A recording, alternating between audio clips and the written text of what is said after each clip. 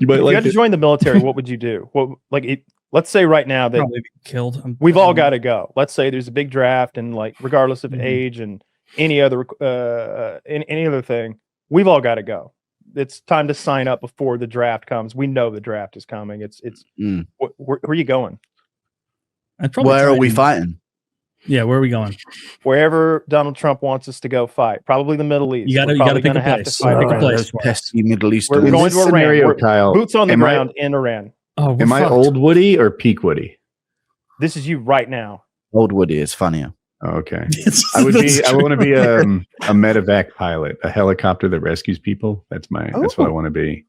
Oh, that's not what I thought you would have done. I thought you'd want to use your IT skills to join Space Force and sit behind a computer monitor somewhere stateside and be like, check, and like 1,000 people die. Like, you'd be that guy. or you'd be like, maybe you'd be like running maybe there's a pilot out there that's searching for someone, and you're the guy back over here looking at satellite images, relaying that to your superior, who's sending that to the CIA, who's using it to find him. I can see why I might be a fit for that. MMA Guru, I was a software engineer for like 2 decades, but that doesn't tickle my dreams in quite the same way. I'd rather be that helicopter pilot some guy's hurt. You saw Starship Troopers, when they needed to be evacuated, and he's like, "Oh my God, it's fucking crazy down here. Well, send us a crazy pilot," and then they get fucking Woody on that's who I want to be. That's the guy that I aspire to be. Sick. Okay. I'm trying to think of something that's not shameful, but also not putting me in any immediate danger. What else could, maybe I could delay it by being like, I'll go to law school to be a JAG. Like I'll go do that for a while. I don't know. Because I don't have any, I couldn't be a mechanic. I don't know mechanic shit. They teach you all those things.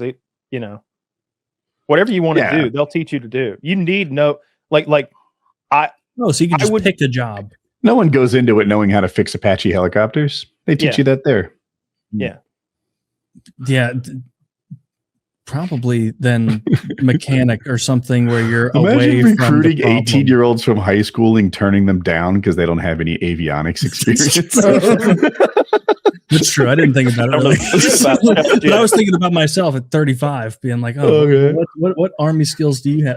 You're not. They would have some experience under fire being from the US. Yeah, that's just high school around here. Yeah, I'm from St. Louis. This is a pretty nice city, actually. It's a bombed out Bangladesh city. I think I'd join the Navy. I think I'd like the submarine thing would be cool. Oh my God, that's terrible. Yeah, but see, like the downsides of that don't bother me at all. I've seen some videos of like what submarine life is like. Doesn't look that bad. They're like, yeah, we have ice cream on Thursdays. It's Pizza Friday. One day a week you get ice cream? They have like they're having an ice cream Taylor's party. tapping out. I'm out. Actually, I would be that's what I would do. I'd work at the ice cream food truck at the base. Don't you think you'd be more of a trucks in this universe? Yeah. Don't you think you'd be more of like an important target if you were in a submarine? Because that's like a really heavily utilized weapon of. I think it's where we're furthest ahead of the enemy in a lot of ways. Okay. So you're thinking that way.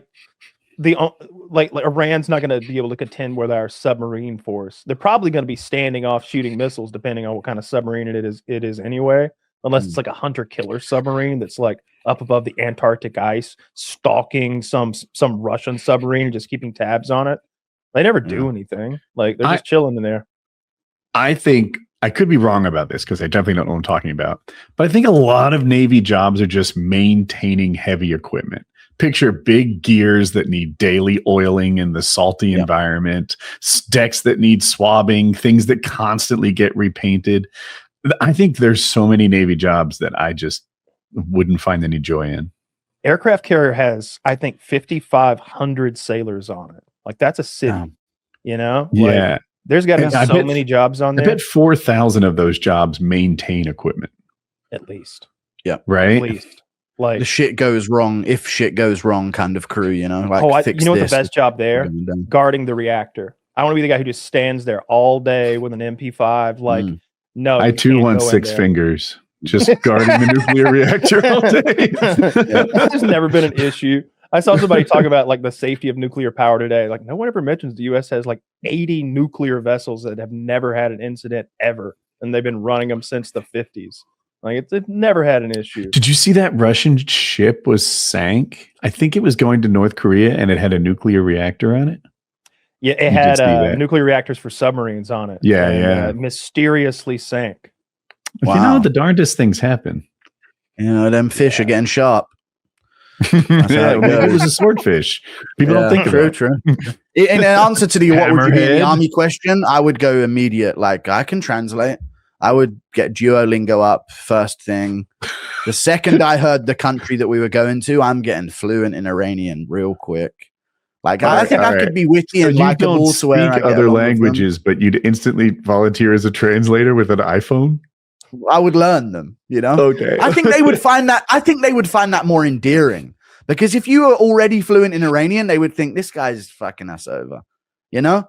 But if I genuinely went there, like trembling with a phone in my hand, like trying to get them to translate, I think they would think, poor kid, you know, let's not. It'd be like Navy SEALs. Like, we can teach you Farsi, but it is hard to find a guy who thinks he knows Farsi already. Yeah. That's a rare skill. Confidence can't be trained, son.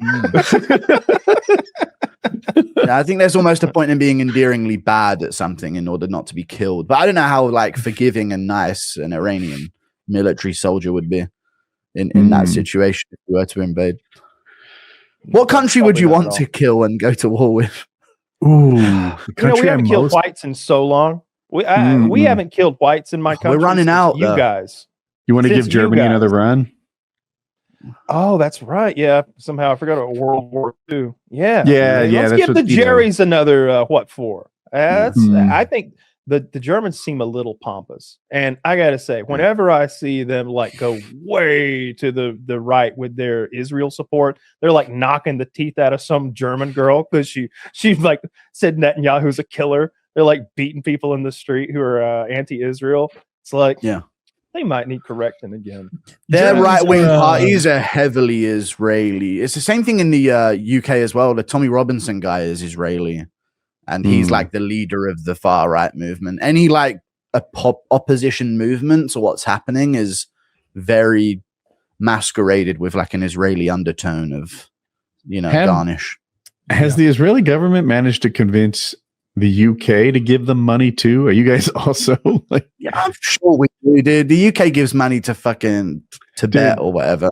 America's given more money to Israel than any other country on earth.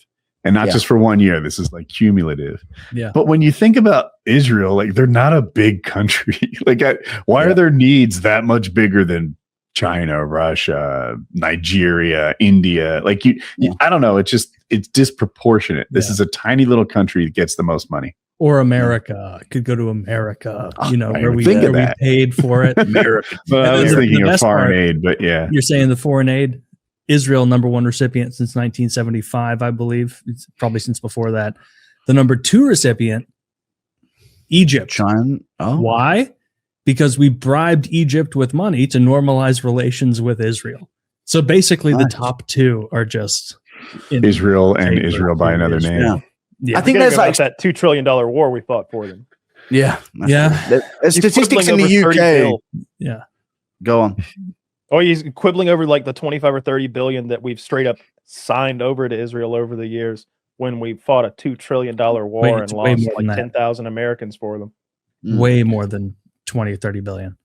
The US is like a leading GDP in the world, so them giving foreign aid is interesting. But the UK, I think there's a statistic that came out recently where on GDP, we are poorer than Tennessee. Is that the poorest? Mississippi, I think, is our poorest state. Yeah.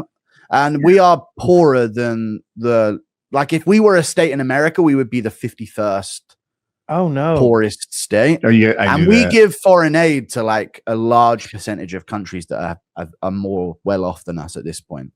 That's like wild. It's a really weird thing. I think we give like a large amount to China, which is really strange. You give to China? What the fuck? I'm fairly certain there's percentages of foreign aid that go to like China and something about Hong Kong. I know the British rule like reparations for the Boxer Rebellion. You guys did a lot of wrong over the centuries. The Opium Wars, maybe. We got them hooked on heroin, didn't we?